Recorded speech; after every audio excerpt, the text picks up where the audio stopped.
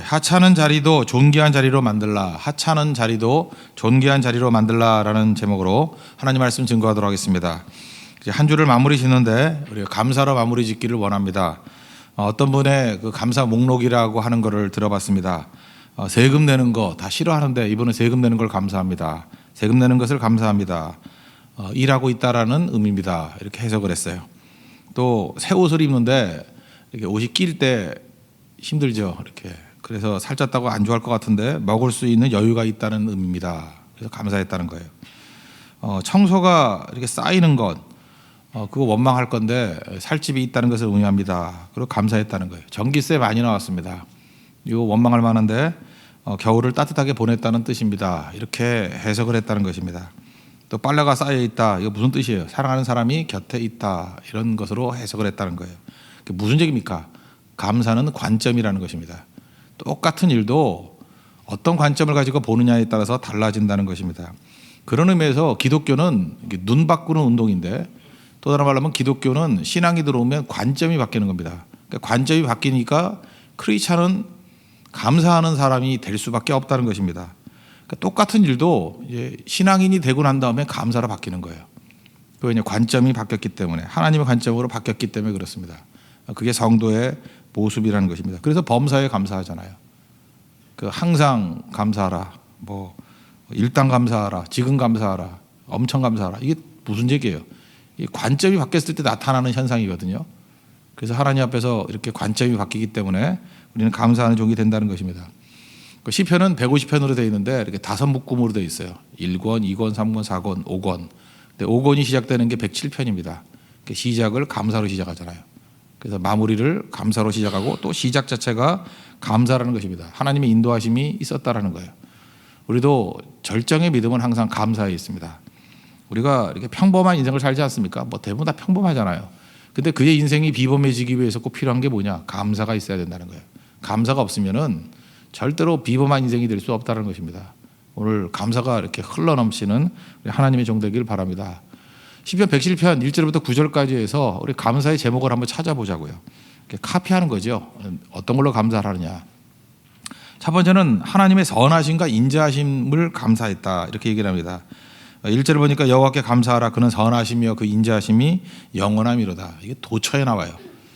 그 다윗의 감사 가운데 첫 번째는 항상 이거예요. 하나님의 선하심과 인자하심. 그 선하심이라는 건 여러 차례 강조를 했죠. 토브라는 단어인데 이 선하심이 뭐냐? 말이 어려우면 잘 되기를 원하는 것, 그게 선입니다. 잘 되기를 원해. 너 잘 되기를 원한다. 그게 선이에요. 선한 사람은 뭐예요? 뭐든지 잘 되게 만드는 사람이 선한 사람이에요. 악한 사람은 뭡니까? 안 되게 만드는 사람이에요. 망하게 만드는 사람이에요. 여러분에게 누가 나에게 선한 사람이에요? 나 잘 되게 만드는 사람, 그게 선한 사람이라고요. 그래서 우리에겐 두 가지 세력이 있습니다. 잘 되게 만드는 세력이 있고 또 안 되게 만드는 세력이 있어요. 이게 마귀죠. 잘 되게 만드는 세력이 하나님이시라는 겁니다. 그래서 하나님은 선하십니다. 그러니까 잘 되게 만든다는 건 이제 해석이 이제 큰 거니까 중간에 연단과 훈련을 통해서 잘 되게 만드시는 것도 있죠. 그래서 선한 거예요. 그래서 이걸 또 다른 말로 하면 합력하여 선을 이룬다. 로마서 8장 28절의 표현이죠. 합력하여 선을 이룬다는 건 뭐예요? 우리는 고난이 선은 아니잖아요. 그죠? 뭐 안 되는 거, 뭐 징계받는 게 선은 아니잖아요. 그런데 이게 합력하여 선을, 그러니까 마지막이 잘 된다는 거예요. 그러므로 합력하여 선이라는 건 뭐예요? 이게 선의 개념을 끝이 잘 되게 되는 것, 그게 선이다 이렇게 말할 수 있다는 것입니다. 그래서 빌립보서 1장 6절을 보니까 너희 안에 착한 일을 시작하신 이가 계셔요. 예수님이시겠죠? 그리스도 예수의 날까지 이루실 줄을 우리가 확신하노라. 예수님께서 시작하시는 일은 그리스도 예수의 날, 다시 오실 날, 완성되는 날, 이게 모든 것을 다 이루실 것을 확신한대요. 그래서 선하신 분이에요. 여러분 삶 가운데도 지금 아무리 고난과 난관과 어려움이 있다 할지라도 하나님이 선하심을 믿으시죠? 잘 돼요. 우리에게도 잘 될 거죠. 선하신 하나님이 계시니까 잘 될 거라고. 선하다. 또 인자는 뭐냐면 헤세드거든요. 사랑. 그냥 잘 되길 원하시는 분인데 그냥 그렇게 능력만 공급해 주시는 게 아니라 왜 잘 되게 만드셔요? 사랑하시기 때문에. 우리를 사랑하시기 때문에. 그래서 선함과 인자함이에요. 잘 되기를 원하시는 분이 사랑도 있으시고 그게 하나님이시라고요. 우리 영원하다는 건 뭐죠? 사람들은 뭐 아침에 기분 좋았다가 또 저녁에 나빠지고 그러지 않습니까? 그 어떤 분들은 뭐 3분마다 이렇게 기분이 변하는 분들 있잖아요. 그 인간을 믿을 게 못 되죠. 근데 그 영원하다는 거예요. 영원하다. 그 사람은 종잡을 수가 없잖아요. 뭐 좋다 그러다가 그 다음 달 만나면 또 싫다 그러고 정신이 하나도 없죠. 그래서 사람에게 너무 뿌리 내리지 마시고 하나님께 뿌리를 내려야 돼요. 하나님은 영원하신 분이기 때문에. 그래서 변함이 없다는 것입니다. 그러니까 하나님은 이 선하심과 인자하심이 떠나지 않는데 이게 그림자란 뜻이거든요. 태양이 있습니다. 그러면 그림자가 항상 따라다니죠. 태양하고 그림자하고 이거를 별개로 얘기할 수 있나요? 내가 햇빛 앞에 서 있으면 그림자가 생기죠. 그림자가 사라진다. 그거 불가능하잖아요. 그러니까 그림자가 따라다니듯이 항상 하나님께서 선하심으로 우리를 따라다니시고 잘되게 만드시는 힘으로 또 사랑의 힘으로 나를 따라다니신대요. 어제도 얘기했죠. 그 위로자, 보혜사 성령이라고 할 때 그 컴포터라고 옆에서 이렇게 도와주시는 분. 그러니까 따라온다는 뜻이 그거예요. 그러니까 성령은 어떤 분이에요? 성령 하나님은 선하고 인자하신 분이라고요. 그죠? 그런 분이 우리와 함께 해주신다는 것입니다. 이거 감사해야죠. 오늘도 예배 가운데 주님께서 선하시고 인자하심으로 우리와 함께 하십니다. 믿으시죠? 여러분 평생의 삶도 선하심과 인자하심으로 우리와 함께 해 주실 것입니다. 그거 감사하는 거예요. 그래서 우리 1절 이거 노래로도 많이 불러야 됩니다. 여호와께 감사하라. 그는 선하시며 내가 잘 되길 원하시며 인자하시며 그죠? 나를 사랑하시는 것이 영원함이로다. 그래서 이 헤세드를 영어 성경 대부분의 그 번역이 뭐라 되면 unfailing love. 결코 실패하지 않는 사랑. 결코 중단되지 않는 사랑. 하나님의 사랑은 그 강력한 사랑이에요. 그것이 그림자같이 나와 함께 따라다닌다 그러는데 이걸 어떻게 감사하지 않을 수 있겠습니까? 그래서 항상 감사가 넘쳐난다는 거죠. 다윗은 시편 23편 마지막 6절에서도 뭐 똑같은 얘기를 했죠. 내 평생의 선하심과 인자하심 똑같은 거예요. 하나님의 선하심, 잘되게 만드는 힘과 인자하심, unfailing love, 사랑이 그죠? 반드시 나를 따르리니 이거 무슨 뜻이에요? 그림자같이 항상 따라다니시니 내가 여호와의 집에 영원히 살리로다. 이거 뭐예요? 천국 갈 때까지. 천국 가서도 계속해서 이것이 떠나지 않는 인생. 그게 믿는 사람들의 특권이라는 거예요. 그러니까 성령께서 함께 하신다는 것입니다. 오늘도 성령께서 함께 하심을 감사드리는 믿음의 종 되기를 바랍니다. 두 번째로 감사해야 될 건 뭐냐면 구원을 감사하는 거예요. 베푸신 구원을 감사한다. 2절 보시면 여호와의 속량을 받은 자들은 이같이 말할지어다. 여호와께서 대적의 손에서 그들을 속량하사. 속량이 뭐예요? 리딤. 그러니까 이건 뭐냐면 우리의 잘못과 죄를 전제하는 거예요. 우리가 잘못했어요. 우리 다 죄인이잖아요. 이걸 전제하는 거예요. 그래서 우리 갚을 능력이 없거든요. 그런데 대신 갚아주는 게 속량이잖아요. 또 속량이 뭐예요? 그걸 건져주는 게 속량이잖아요. 리뎀션, 구속이라 그러는데 단어 우리나라에는 단어가 없어요. 이거 한자로 구속 그러는데 가슴이 와닿습니까? 안 와닿죠. 그러니까 이건 뭐냐면 그냥 건져주셨다 그런 뜻이에요. 그죠? 우리를 살려주셨다, 빼내주셨다, 뭐 이런 거죠. 빚이 있으면 빚 갚아주셨다 이런 거죠. 감옥에 갇혀 있으면 풀어주셨다 이런 거예요. 그게 리딤이에요. 리딤. 그러니까 하나님은 구원 전문가입니다. 오늘도 우리 삶에 많은 어려움들이 있죠. 어려움들이 있으면 하나님의 구원을 바라봐야 돼요. 하나님은 구원 전문가니까. 너무 외롭죠? 그럼 하나님께 나아가세요. 그러면 하나님께서 구원 전문가니까 그 외로움에서 은혜를 주세요. 외롭다고 잠깐 사람 찾아다니면요 괴로움이 더해져요. 그 외롭다고 아무 놈이나 만나면 괴로움만 더해져. 내가 여러 번 봤어요. 잘 믿으세요? 근데 외로울 때 하나님 찾아가면 괴로움이 아니라 만족함이 있어요.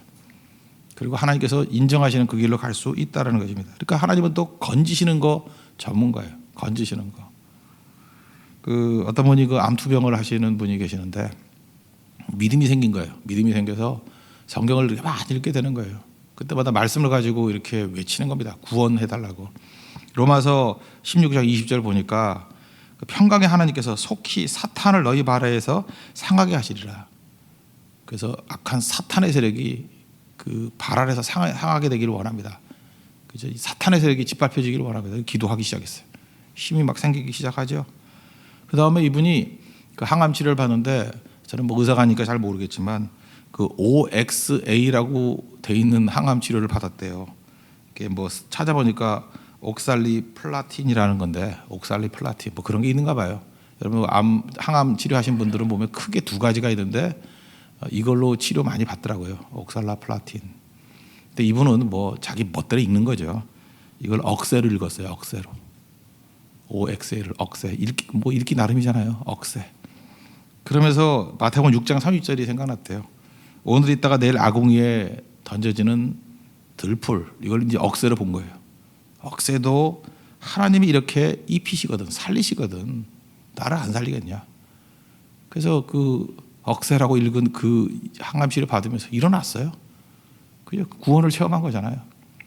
그죠? 항암치료 하면서 하나님의 구원을 체험한 거라고요.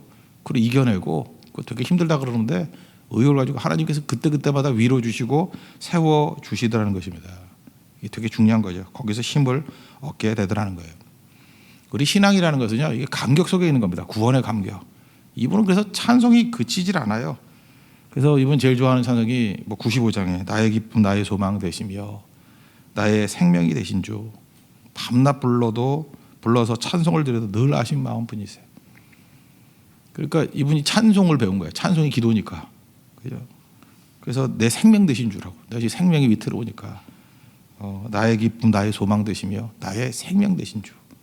밤낮 찬송을 드려도 늘 아신 마음뿐이세요. 이러다가 다 나버렸어요. 여러분 인생 가운데 이런 구원이 필요하신 분이 계시죠? 하나님 앞에 외치십시오. 찬송하십시오. 나의 기도, 나의 찬송을 붙드시고 외치면 주님께서 건져 주신다는 거예요. 그래서 신앙은요, 이게 감격이 있어야 됩니다. 감격이 있고 감격에서 그 능력이 나와요. 그래서 건강하지 않은 거는 감격이 사라진 거고요. 건강한 신앙은 다 감격이 있습니다. 저는 고등학교 때, 고3 때 이때 공부를 열심히 해야 되는 것 같은데 저는 성경을 참 많이 읽었어요. 어떤 때는 하루에 200장 읽었어요. 200장 읽으면 한 3시간 되거든요. 3시간 더 될 때도 있어요. 어떤 때 밤새도록, 뭐 이렇게 토요일 같은 때는 밤새도록 읽다가 주일을 맞이한 적도 있었는데 너무너무 뜨거운 거예요.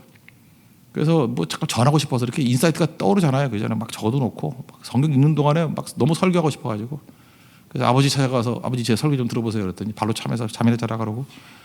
그래서 제가 너무 그 답답해서 그때 한옥에 살았거든요. 그 장독대에 올라가서 제가 진짜 설교 많이 했어요. 장독대에 회개하라, 서울에 회개하라 하면서 아무도 안 듣는데 미쳤지 완전히. 그죠? 뜨거웠어요. 그 예레미야서에도 보면 20장 9절에 보니까 그런 말씀 나오잖아요. 내가 다시는 말씀 안 증거하겠다 이렇게 결심을 했는데 나의 마음이 불붙는 것 같아서 그 골수에 사무친대요. 골수에 사무쳐서 전하지 않을 수 없다고 제가 그랬던 것 같아요. 그 밤새 잠이 안 와서 잠이. 그죠? 그게 구원의 감격이죠. 우리 어떤 집사님은 그런 말씀하시더라고요. 이렇게 지방에서 지금 일을 하고 계시는데 교회 오니까 교회 냄새가 좋다 그러더라고요. 우리 교회 냄새 있습니까?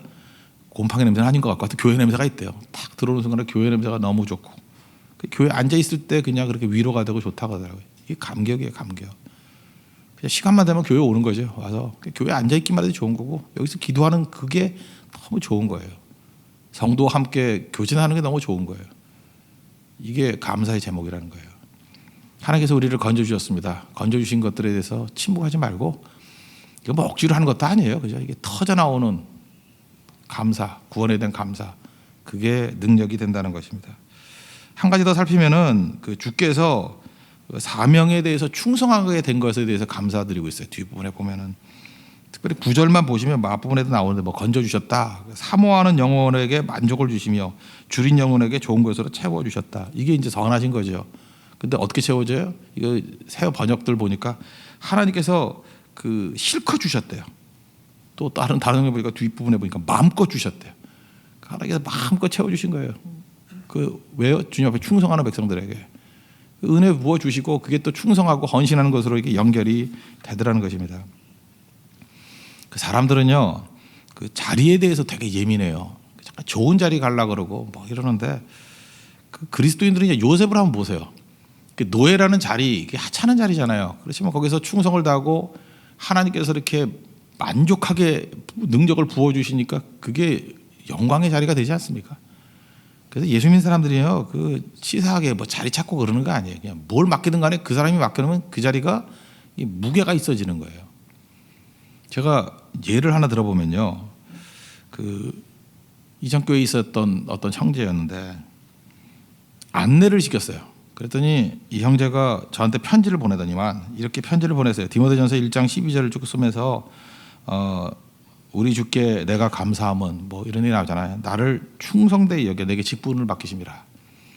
하나님께서 안내 보기에 따라서 별거 아닐 수도 있잖아요. 근데 이 형제는 그 교회에서 안내 보는 거를 너무 귀하게 여긴 거예요. 너무 감사히 여기고 이거에 대해 충성을 다하겠다 이렇게 마음을 먹었어요. 그래서 옷도 항상 정장 입고요. 그래서 안내 보려고 옷도 샀어요. 그래서 이렇게 칙칙해 보일까 봐 이렇게 계절마다 옷도 사고. 그 다음에 미소 연습을 얼마나 했는지. 그때 승무원이 좀 많았었는데 가서 배웠어요. 넌 그 회사에서 어떻게 가르치냐고. 그래서 웃는데 무리스럽지도 않고 괴물 같지도 않고 이렇게 자연스럽게 웃는 법. 그것도 훈련하고요. 또 거기다가 목소리 훈련했어요. 뭐 어서 오십시오 하는 게 그러면 이상하더라고요. 그래서 식당 같이 하더라고요. 그래서 나중에는 인사하는 법들 있잖아요. 어떻게 인사해야 되는지 그것도 배우고요. 또 그다음에 이 형제가 냄새가 나쁘면 안 된다고 해서 향수까지 사가지고 너무 많이 뿌려가지고 머리가 아플 정도로 뿌리고 사주고요. 하여튼간에 이렇게 열심히 해요. 그리고 예배 시간 거의 1시간 전에 나와서 기도하는 거예요. 안내 잘 보게 해달라고. 내가 다 주님께 이끌어가는 좋은 중매자가 되게 해달라고. 그렇게 기도하고 헌신하다 보니까요. 안내라는 자리가 너무 귀한 자리가 돼버린 거예요. 그래서 사람들이 이렇게 사모하는 자리가 되고 나중에는 안내하는 사람들이 너무 몰려들어가지고 오디션에서 뽑았어요. 안내 자리가 그렇게 굉장한 자리가 됐다고요. 아무나 할 수 있는 자리가 아닌 것 같고 내용도 모르는 사람들 와가지고 이 교회는 뭐 안내까지도 뽑느냐 뭐 이게 무슨 특권이라고 뭐 왜 갑질하느냐 이렇게 말할 수도 있지만 그 내용을 몰라서 그래요. 그거 하찮은 자리였어요. 근데 한 사람의 헌신을 통해서 귀하게 되다가 보니까 대단한 자리가 된 거잖아요. 똑같은 사람 얘기예요. 그 사람을 이제 선교 그 등록 접수하는 걸 또 맡겼어요. 등록 접수를 맡겼어요. 그랬더니 이 형제가 하는 게 뭐냐 하면 이 컴퓨터 뭐 잘 하니까 그죠. 이전에 있었던 선교했던 모든 자료를 다 입력을 시키더라고. 그래가지고 사람들이 일일이 안 쓰게 그래서 뭐 주소라든지 이런 거 있는 자료를 갖고 그냥 다 찍혀 나오게. 그러니까 너무 간단한 거예요. 그리고 그 사람한테 이제 묻기만 하는 거예요, 그죠? 그 어떤 선교를 이렇게 생각하고 계시고 어떤 사람과 함께 동역하기를 원하고 또 자기가 특기가 뭐고 뭐 이런 것들 있잖아요. 이렇게 쭉 설명을 하는 거예요. 그걸 거기 다 입력을 시켜놓은 거예요. 그러다 보니까 그래 대화 나누는 중에 이 사람이 어디 가서 일해야 될지가 결정이 다 되는 거예요. 준비위원장보다 정보가 더 많아요. 그래서 준비위원장이 와가지고 맨날 묻는 거야. 그래서 접수하는 형제가 준비위원장보다 더 높은 자리 같이 보였어요. 다 글로 모여들어 버리니까. 그런데도 겸손해요. 그때 제가 느꼈던 게 뭐냐면 이게 등록 접수하는 게 뭐 별거 아니잖아요, 그죠? 근데 그게 모든 거를 다 평정을 해버리더라고. 왜요? 받은 바 은혜 갖고 충성을 하니까. 한 가지 더 얘기해 드릴까요? 지금 우리나라 감사원장이 누군지 아십니까? 감사원장? 지금 감사의 제목이라고 그 감사 아니에요. 이렇게 체크하는 거 뭐 이런 감사원장이 계시는데 내가 이제까지 감사원장까지 가장 인상적이었던 게 뭐였냐면 김영삼 대통령이 있을 때 그때도 이제 대통령 이제 임기 말기예요. 그때 이회창 씨를 감사원장으로 시켰어. 이 양반이 감사원장이 돼가지고 정말 칼같이 철저하게 감사를 하는 거예요. 그러다 보니까 제 느낌에는요. 감사원장이 대통령보다 더 세 보였어. 감사원장이 칼같이 자기 직분에 대해서 철저히 하니까.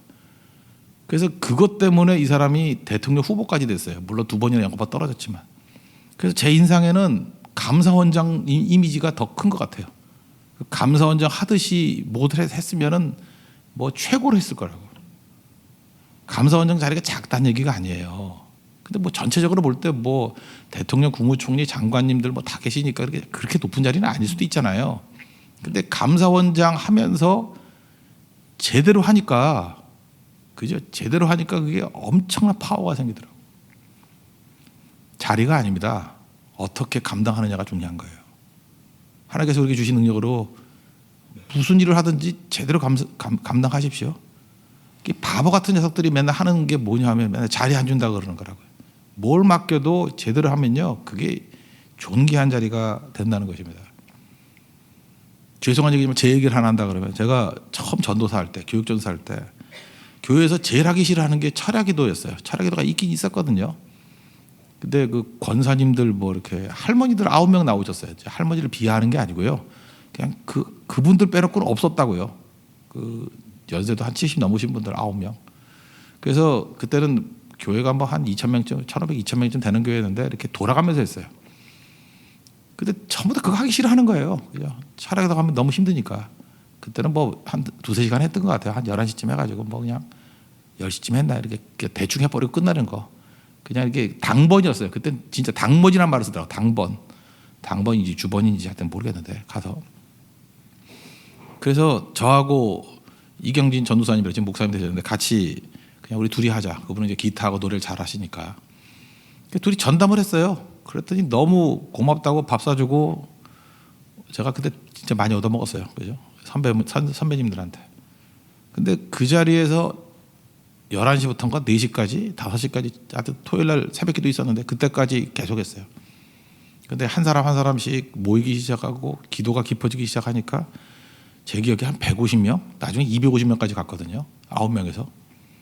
그랬더니만 아주 머뭇머뭇 거리다 오지만 이제는 전도사가 혼자 하면 안 된대. 그래서 돌아가면서 하게.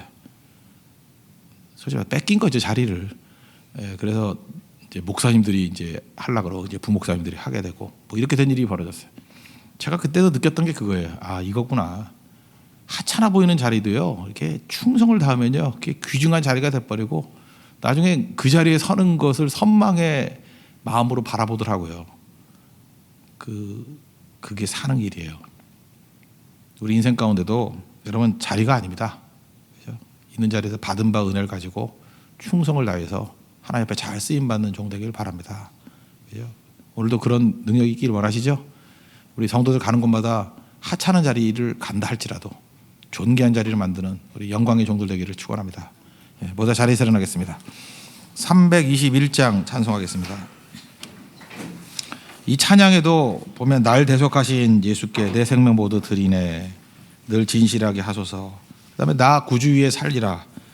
이게 나 구주 위에 살리라가 어디서 나와요? 기쁨에서 나온다고요. 그죠? 감격에서 나오고 감사에서 나오는 그냥 이게 다짐만으로 되는 게 아니라고요. 받은 바 은혜가 있습니다. 이제는 충성을 다해서 또 주님께서 부어주시는 이런 은혜의 선순환이 일어나는 우리 하나님의 종 되기를 바랍니다. 321장 찬송하겠습니다.